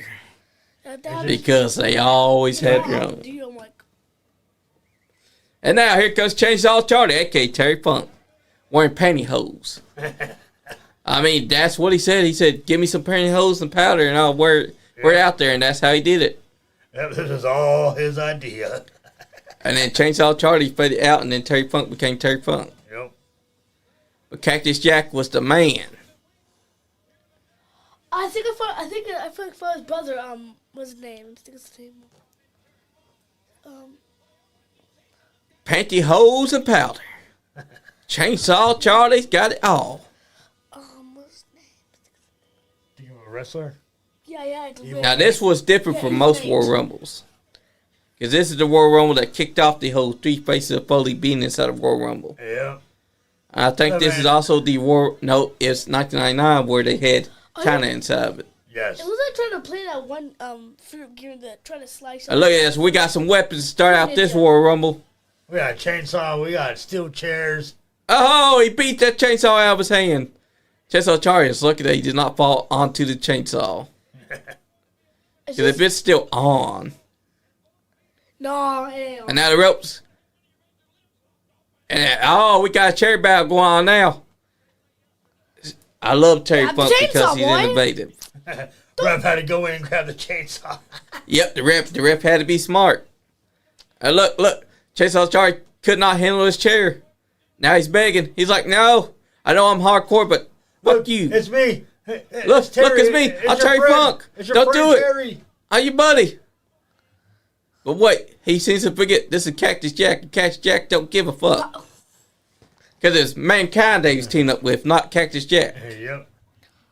Bang, bang. Bang, And now, bang, bang. here it goes. Now look at him. He's like, I can still stand. I can do it. Hit me, you son of a bitch. Hit me. Throw the chair at him, Cactus. Never mind, he gave the chair to you him. hit me, motherfucker. Yeah, hit him. Show Cactus that you're tough. Oh! And Cactus is dead. For a moment. This is what's going to bring back Dude Love and Mankind later. It's him getting hit with that chair. Yeah. Drags him out. Throws him up. Nope, he's trying to eliminate him. This is the worst match I've ever seen. Boring. Oh, come on. Killian. This was the time of the life. Seeing Terry Funk and Cactus Jack creating each other with chairs. That hit me with a chair. Yeah, he wanted to get hit too. Yeah, it's fun. Here it go. Oh, Sal Sincere. Yep. Tom Brandy. The only time they change appear. his name every other week. They always do. Oh, there! Look at Terry Funk. Oh, he's out of there fast. See, this Royal Rumble was unique. You had Foley comes in that Cactus Jack, comes in as Dude Love, comes in as Mankind. Yep. Never been done before. Never been done again. They wanted to do it with The Godfather. Yeah. Papa Shango, Kama, Godfather. Yeah. But if Goodfather had been born at the time, it would have been Goodfather after Godfather. Yeah. Yep. And people would have been flipping their shit because Godfather and Goodfather are not good friends. Because one of them wants to censor the other one. There's no chance, Rick, again. And there we go. Onto the chairs. Oh! Boom! You know that has to hurt. Oh, even if they gimmick it, it's still going to hurt. Oh, yeah. That's still. Oh, look at him. He's crying. Come on, Terry. You can handle it. First time I've seen a wrestler cry, actually. I mean, getting slammed on a steel chair like that, I'd probably cry too. Yeah, but remember, I would too. Remember that one guy got, I forgot his name, got hit on the, how it's thorns. I forgot what it's called. Thorns. What's it called? I forgot what they're called. Something put like fences and Barbed wire? yeah, the barbed wire chair. Oh, yeah. Yeah, you don't want barbed wire because when it's real, you're going to be busted open. Yeah, but that one, I could. Here goes Nation Rock. This when Rock was still part of the Nation of Domination. Yep. Long before. Just breaking out, just finding the Rock character. Yep. Die, Rocky, die. Die, Rocky, die. And look at him, taking his boots to both of them. He always had that weird stomp where he's shaking his leg before he stomps you. I was a fan of that. That was really unique. I really liked it. It is. He's the only one that ever does it. Yep. The only one that does it right, too. And now he's taking Terry Funk down inside the corner. Because, of course, you can. You got to take out the chainsaw whittling freak before he gets any steam. Or before it grabs the chainsaw. Of course, is he Chainsaw Charlie now? Because he's always shown that he's Terry Funk. Right. So is it Chainsaw Charlie or is it Chainsaw Funk? It's Chainsaw Funk. It's Chainsaw Charlie Funk. Yeah. There you go. There you go. Because no way is he just Chainsaw Charlie no more. Nah. And now they're beating the hell out of Rock while he's got a trash can on him. Imagine two men taking you to town with a trash can over your head. Man, that's not even fair, man. You can't even see nothing. You can't even move your arms right. Yeah, boss. And now a chair's being taken to it. Hey, he's still in it because he only went through the bottom rope. Yep. Uh-oh. Oh, Low blow. the nutsack. All spurs, love, and war. Sir. No more treasure for you. Throw him out. Headbutt. Throw him out. Never mind. I should have known this Cactus Jack that we're talking about, he's glutton for punishment. Yep. Actually, I think that turns him on. Come on, Stone Cold Steve Austin. Oh, here comes the Headbanger Mosh. headbangers. Here it comes. Oh, Oh, Terry threw a fucking chair at him. damn. Terry tried to kill that man. Decapitation style. Fuck you and your skirt. Terry has a lot of anger towards people with kilts. He don't like them. He didn't like Roddy Piper. He don't like these guys. Nope. You've got a skirt. I think old school wrestling had something about it that was so unique that today's wrestling needs to try and find that spark too. Needs to go back and study. Well, I think, see, it's a double-edged sword. Yeah. Listening to the Old School Wrestlers podcast, have them talk about today's wrestlers. You know, one of the major thing is back then the wrestlers wrestled 9-10 days a week. Yeah. Whereas these guys maybe 3 or 4 days a week. Yeah. So back then, you know, your moves are a lot smoother. You know, your transition is a lot smoother because you're doing it every day, sometimes multiple times a day. You know, these guys, you know, thankfully they're not doing that schedule anymore. Yeah. Because, you know, these guys are not banging up their bodies as much as the old school guys does. But that payoff is their moves don't look as good and as flawless as they used to. Now you see guys setting up position into the move before the guy's anywhere near them. Hell yeah. And I mean, that's just because, you know, they were off for 4 days and now coming back and doing this match. They saw a naked median come out as a goblin. This is before he was naked. He was wearing coveralls and. You know, I didn't realize that he was a goblin when he was first median. But then when he was naked median, I was like, Okay, now I realize he was a goblin. Yeah. Because at the time, I didn't think that any goblin was still signed. Well, I think Henry was still signed. He was injured. Which why they were doing Southern Justice with Jeff Jarrett. Yeah. And I think that's when Henry got injured, and that's when they turned Phineas into Midian. Yep. Just don't go naked on us, brother. Yeah. I don't know who, why, where the hell that came from. Same guy. I think that was punishment because I was listening to Taker's podcast with Midian on it, and I guess Midian had asked Stephanie out on a date. Oh, no. Yes. Yes. Midian, you dumb something. Yes. And, Steph was like, no, Vince doesn't allow me to marry wrestlers, gave him the whole spiel. Unless you're Triple H. Yeah. Yeah. But the difference is I think that might have been punishment. Oh, you want to ask my daughter out? Well, now you go out there in a thong. And then he tried to punish Triple H and realized, oh, shit, this guy might be son-in-law material. Well, fuck. Yep. I'll let you date her. And then he let her marry her. And he's like, okay, I got the right son-in-law. But just imagine if he had let her date Phineas. Yeah. Well, did she even find him attractive? We would never know. I don't even. She think probably so. was being nice when she said, "My dad don't let me date wrestlers." I probably that is probably a Vince rule. I could see that being a real Vince rule, but I could see that being her cop out at the same time. Yep. But I also think that Triple H got lucky. Because when him and her did fall for each other, it was because they got inside the storyline. Yep. Johnny, I found his beads. Where should I put them?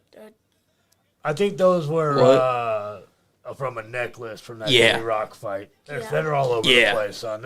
You're all over the place. There's 1,000 of them all over the place. If you find them, put them inside that bucket there. I mean, that jar. I mean, chalice on the table. Yeah, right there. No, in the cup. But I think that Triple H got lucky because they fell in love for real. Yep. And what happened was that Triple H may have been dating Chyna, but he didn't intend to fall in love. And that's what happened. And their love has stayed strong for 25 plus years. Yeah. And a lot of people get it wrong. They think that they married in 1999. No. They married in 2003. Yep. And it wasn't until 2003 where the love really blossoms. Yep. Yeah, that whole angle with them getting married and everything, he was still with Chyna. Yep. And Chyna never let go that they got together and did not tell her. Mm-hmm. And Chyna suffered because of that. She spent many of her years depressed, angry, hurt, and still mad over that. Oh my gosh, the Paka too. I hate the fucking DOA. Why? What? Really? I'll tell you why, because the DOA did not do shit. Well, yes, you're right. They had a good gimmick, good name, Disciple of Apocalypse. Yep. But when it came to winning matches and doing more than just the faction war thing, they didn't do anything outside of that. No, that wasn't their fault, I don't think. I mean, it wasn't. Also, they had Brian Lee, a.k.a. the guy that played Undertaker. Yep. They could have went somewhere, but they didn't. Right. Well, I don't know what happened to Brian Lee. Like, he was... Crush left after the Montreal Screwjob. So it was just a trio. And then I don't know what happened to Brian Lee. I don't know why he left. I think injury may have played a part. It maybe. And he didn't renew his contract, so... But the DOA was such a good name and a good gimmick that could have worked if they would have put their all into it. Yeah. But I think WWF only saw them as a faction wars type. Because if you remember, they had them, they had Los Pericos, and then the Nation of Domination. And that's all they would do. All throughout the year of 1997. Just Yeah. This faction wars. But you never saw the Michael Likers, as Wrestling Bibles calls them, do more than that. They could have been tag team champions a lot. They could have had one of the guys go for the Intercontinental Championship. Never happened. Could have had a guy that, like Brian Lee, who could have been a WWF champion. Happened. That never happened. Right. I wish the DOA had done more. I do too. That's the reason why I say I do not like them. Because they had a great name, a great gimmick, and a great look to them. But the company itself did not see them as more than cannon fodder. Johnny, this was on the podcast. How did you think of the logo like that, the one behind you? How did you think of that? That's actually Andy's own design. Oh. Andy, from a young age, drew that. And this is a painting of it. As you can see, he's got his street name, Draws. Now, I don't know why he's called Draws, but that's neither here nor there. It ain't our fault. Draws is another nickname for underwear. Yep, No. it is. But that is his original design, the original monster head. Also on our original championship. Uh-huh. But our current logo Yep. is painted. And that's actually a painting of the logo. Hell yeah. Nice Guy Andy podcast. And we've been doing this thing since, well, it's been here since 2020. Yep. And I came on in 2022. Okay. I've been a workhorse ever since. Yes, you have, man. And we started a couple. Every day, Johnny is doing something with this podcast. Behind the scenes, in front of the scenes, behind the computer. Every day, Johnny is doing something. Yep, because I'm booking, I'm doing the shows, I'm doing the page, I'm managing YouTube, I'm doing things for AMW by posting their shorts. I'm a jack of all trades in that regard. Yes, sir. I just wish that DOA had done more. If Johnny could go back and fix one thing, It'd be DOA. DOA would be a lot more. I probably would have told Bradshaw to ditch the fucking mustache because he was not a tough guy. I mean, he was a tough guy, but he's not a tough guy with that mustache. Well, they worked for, they were trying to emulate the original Blackjacks, so it works, but like nobody at this time knew who the fucking Blackjacks were. I mean, you're right. Yep. They didn't. And I mean, you got Bradshaw and Wyndham together in a fucking tag team. You give them any other name and they're top stars. I mean, they're trying to emulate a tag team from the 70s. Exactly. You know? And yet, they did not make it. No. That's why I prefer him with Farouk. Oh, yes. APA all the way, man. They struck gold. Also, they didn't do much with Steve Blackman. This guy was a legit martial artist. I want to see Ken Shamrock versus Steve Blackman versus Dan Severn, and we never got it. No. And when we did get Dan Severn versus Ken Shamrock, there was some bullshit behind it. Yep. And it never happened again. Even in Brawl for All, they kept out the actual tough guys from it. You didn't see Farouk. You didn't see Farouk. You didn't see Steve Blackman. You didn't see Ken Shamrock or Dan Severn partaking in it. They said Blackman was supposed to be in it, but injured himself training. Blackman would have killed all of them. Yeah. I'm sorry. Yeah. Because it allowed Oh, man. Especially, kicking. yeah, well, kicking and takedowns. He would have just took him down all day. Yep. And we saw this because I think, who was it that was doing takedowns inside the Brawl for All? Oh, I know who you're talking about. I can't remember who it was, but yeah, that's how they won. It was just takedown. Mark Merrow. Yep. He was getting a lot of takedowns until he got knocked out. Yeah. That wouldn't have happened to Steve Blackman, though. Steve Blackman would have been going and would have been doing takedowns. They probably would have been doing spin kicks. Yep. But we didn't get that because Steve Blackman got injured. And then we didn't get Dan Severn in it, which would have been cool. When Bradshaw tells a story of, I forget who told him to. Someone told him to go rib Blackman. Oh, shit. And I guess, grab him, smack his ass or do something, you know. Yeah. And Blackman turned around, lit him up, and Bradshaw said he hit him about 20 times before he realized what the hell was going on. Damn. Dang. That was just Blackman reminding him, don't fuck with a black belt. Right. I would have loved to have seen Blackman in that Brawl for All. Me too, because if they were playing it as real and they were letting these guys really beat the hell out of each other, Yep. I would like to have seen Blackman show off his martial arts skill in a real fight right then and there. That was his chance, but he wasn't in it. Neither was Ken Shamrock or Dan Severn. Yep. So Remember, Dan Severn was a UFC guy. Yep. That would have been his foray right there. He would have been taking guys down and ground and pounding. And remember, ground and pound counts because you're beating the hell out of a guy's face and he can't do nothing about it because he can't get up. So you're scoring a lot of points right there unless you knock his ass out in one punch. Yep. But we didn't get that because Brawl for All was designed, apparently, to teach Bradshaw a lesson.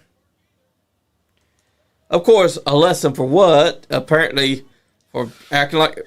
I mean, he is a tough guy, but he's also a smart ass. Listen, he's a Texan. Yeah. Anybody knows anybody about a Texan knows they're all loudmouths. They're all the big guy in the locker room. They're all the best fucking football players. They're all hit the hardest, you know. But like JBL said on his podcast. So, I mean, I've said it. I mean, you're sitting around a fucking locker room with a bunch of guys, you know. I'll fuck them up. I'll blah, blah, blah, you know. I'll beat this guy's ass so good and bad. I'm the biggest, baddest guy in this locker room. Something I kind of like with this podcast. We put wrestling on. For some reason, we don't talk about it. We talk about anything. Well, this is why it's still called the Rinky Dinky Bullshit Podcast. Yep. Because sometimes we end up talking about the wrestling. Yeah, we'll talk about wrestling. We'll talk about boxing. We'll talk about... Oh, God. Here comes the wild man. I mean, marvelous Mark Miller. The Brawl for All was a wrestling match. It was a tournament. Yeah, but it wasn't wrestling. They were legit beating the hell out of each other. No, we're not going to talk. We're not going to talk about this Royal Rumble. I mean, we talked about it a little bit. This is the one where Foley shows up 3 different times. But I mean, we just got wrestling in the background just so we have something to watch. That's right. Oh, look at it. If those were real, Blackman would have fucked him up. Oh yeah. Because Mark Merrill didn't last long in Brawl for All either. A guy with Gold Glove boxing, he didn't last long inside of a thing that should have been his foray. Yep. Damn. It was like he wasn't even trying. He was doing takedowns, but you didn't see no boxing style. I guess he thought because the ring gets like boxing, he shouldn't do boxing. Well, I mean, he is an accomplished boxer, but I mean, he still was an accomplished Golden Gloves, but he's still just an amateur. Yeah. I mean, don't get me wrong, he would fucking outbox me any day of the week, but he's not a world-class boxer by any means. This man still wanted Johnny B. Bad. Not this man. And this man's wife had big old hooters, and that is why this man loved her. Yep. But like Jim Cornette said, you put any other blonde inside her position, they would have done it 10 times better. You know, I was like... And he's right. You were saying? You know who else likes the Hooters? Sean. Yep. Yep. We know that. That's the one person I wish was here. Hot dog emoji for Sean. That's right. Drop a hot dog emoji if you think Sean loves Hooters. Then again, who doesn't love Hooters? Of course, Hooters is closing down. Sadly. Yeah, they had good wings, but they're closing down now. Apparently, you can't ogle the Hooters girls no more. So you got to go find a new substitute. Hey, strip clubs exist for a reason. And now this big old cork is being dumped out. Oh, look at that. He's gone. He didn't really do much, really. He didn't do much, but you know what? He had a good size. The oddities were... I love the oddities. They fit where they were, you know? The Oddities had one of the greatest songs I've ever heard. Oh, yes. By ICP, The Oddities. Yep. If you wasn't jamming out to that, then I don't know what is. Everybody come to the greatest show. Gather up all juggalos and roll. That's right. Because that is the greatest theme song that a faction has ever had. Yep. And yet they want me to think that the Oddities wasn't good. The Oddities were over like Rover. Every member that was in that fucking group was over. Yep. Fred Ottoman was Goldman. No, that was Tenta. Oh, that was Tenta? Yep. Well, damn. Tenta. John Tenta, the Earthquake. And Fred Oddman was Shockmaster. That sort of feels like Penta. Yeah.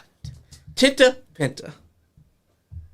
One day they're going to have a match. Oh, wait. They can't. They can't. Because Earthquake is gone. R.I.P. John Tenta.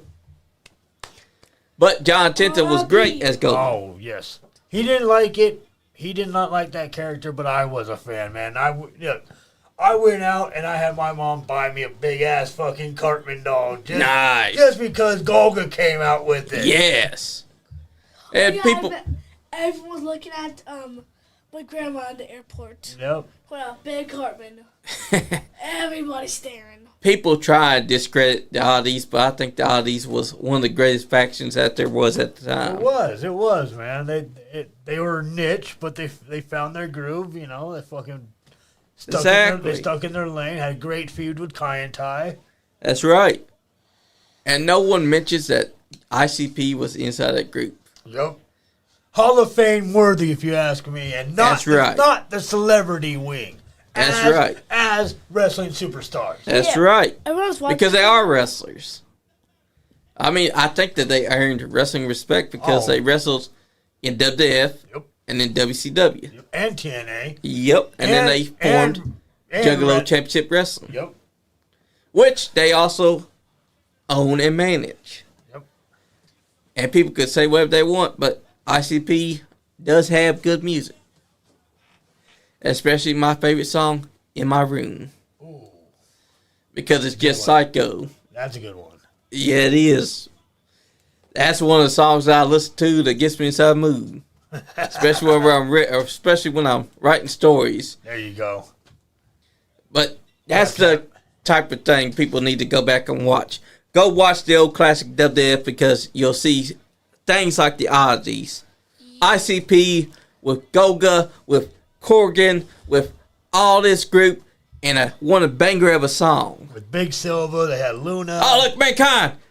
Oh, but speaking of Mankind, this is the original Mankind. Yep, with the brown shirt and the Ankh cross in the back. Yep, I love that Mankind compared to the one they became later. Yeah, the corporate Mankind with the shirt.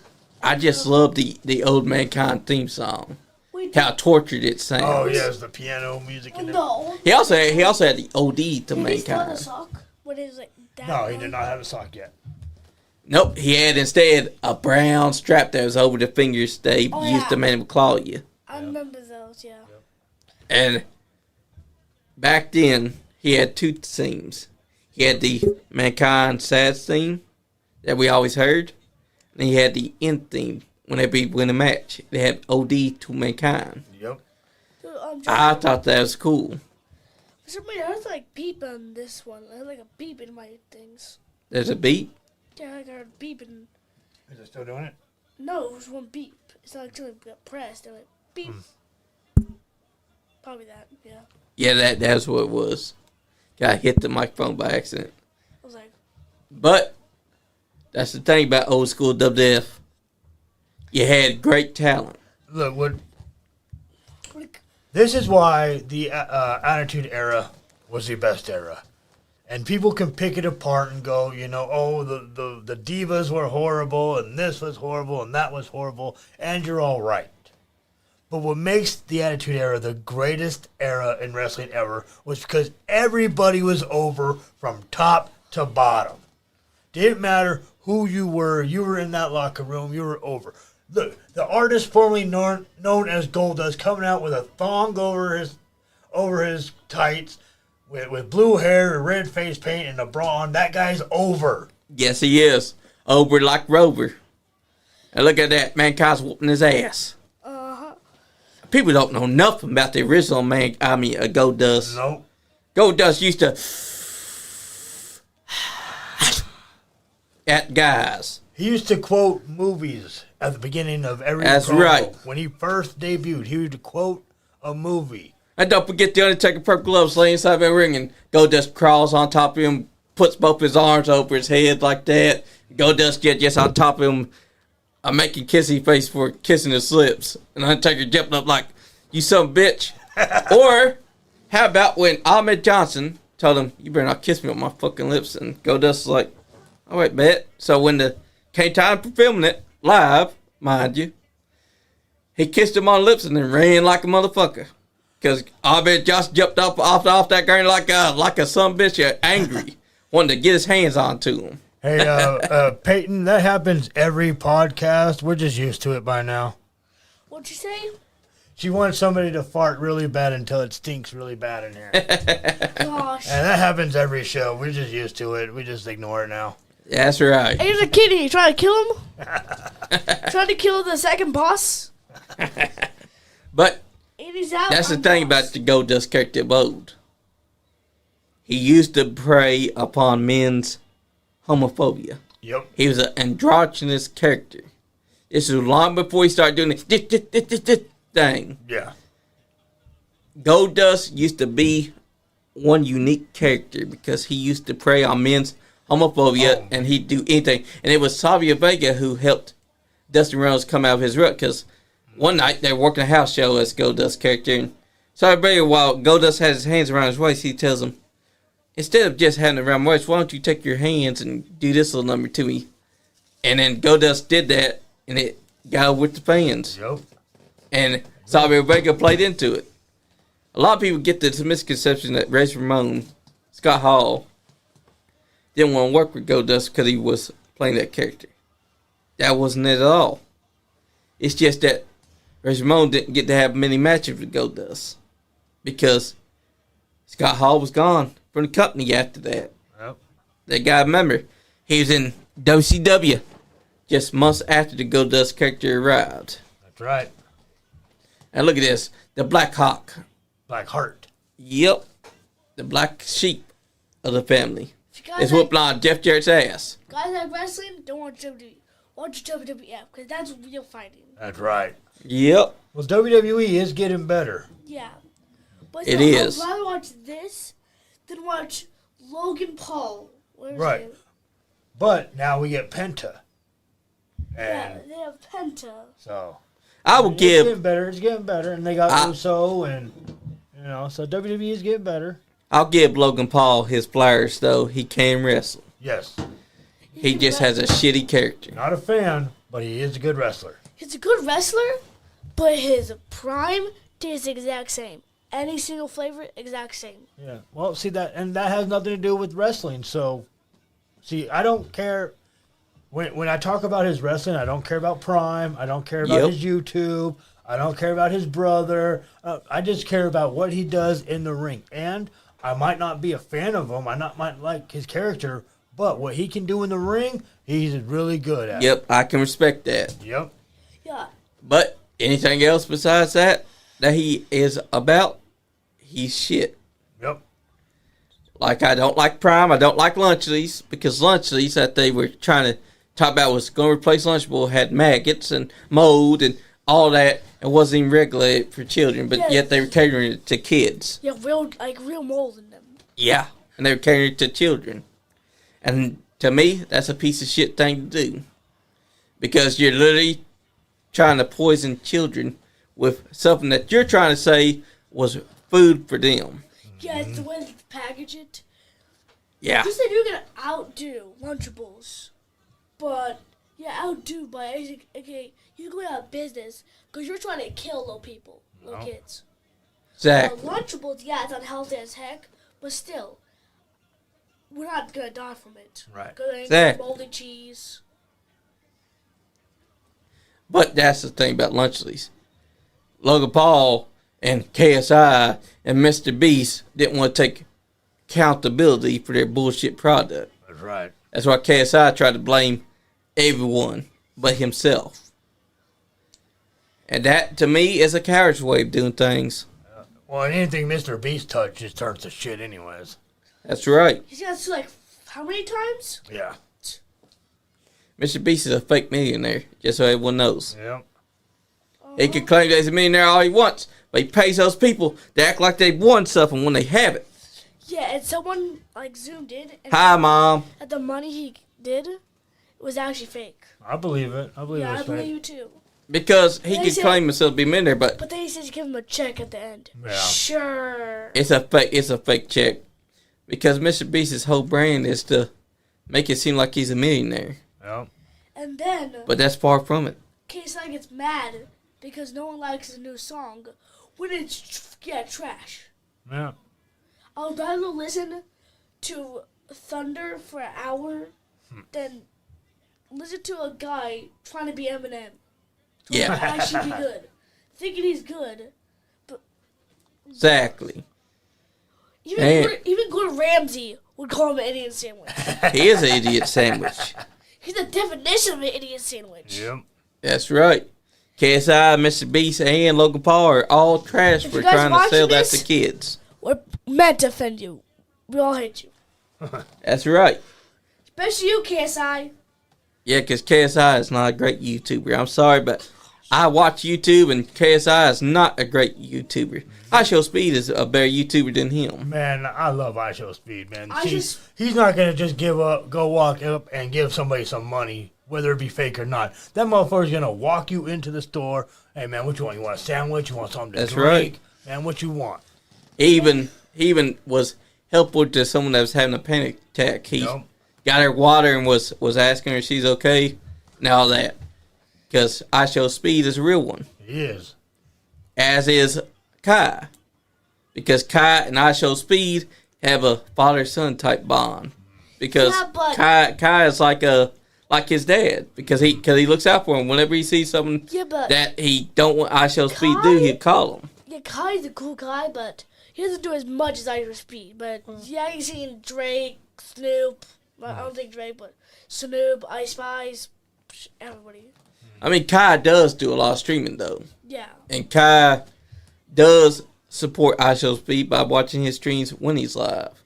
Because I remember one time, someone tried to get I Show Speed to do gang signs, and I Show Speed didn't know that they were trying to get him to throw up gang signs. So Kai called him, and on stream, Kai tells him, hey, go somewhere where they can't hear you. And then he told him, hey, bro, no matter what, don't be doing that. Don't do no stupid shit like they're trying to ask you. Don't you be throwing up those signs, because those are gang signs. You feel me? Don't be doing that. That could get you killed. And He's right. And I Show Speed, yeah, he's very funny. And something that Also, he's earned my respect because he took that spear. Oh, man. Man, that spear. what happened? And the fact that When, tore I skin off his leg. When I Show Speed was in the Royal Rumble, and Braun Breaker bounced off the rope, boom, this way, then again this way, boom, Wham. then bam, speared him. You don't remember that yeah, I one? remember that. Yeah. He Took cut his ass He cut out. his leg when he hit. Yeah, he hit so hard he cut his leg. Yeah. Skin was torn off his leg. Yep. And he was showing it to Logan Paul backstage. Yep. Also, And he's you know what? do- He didn't cry about it. He didn't try to blame Braun Breaker for nothing. That's fucking respect. and also Kai was live streaming it from his area too, and was saying, "Oh, dog, that's I Show Speed side of the ring." And then when he saw him get killed by the spear, he's like, "Oh, damn, I Show Speed just got murdered." But that's respect. yeah, I Yes. Show Speed, funny as heck. He is funny, yes. But I'm surprised there isn't a room called I Show Speed's medical room. There might be. There might be. There probably is. If there's this, I'm gonna start cracking up. Cause we know you're. Oh God, this guy's got a wedgie. That's the worst trunks that he could have chosen. That ain't a wedgie. That's an Uber wedgie. That's the most wedgie I've Man. ever seen.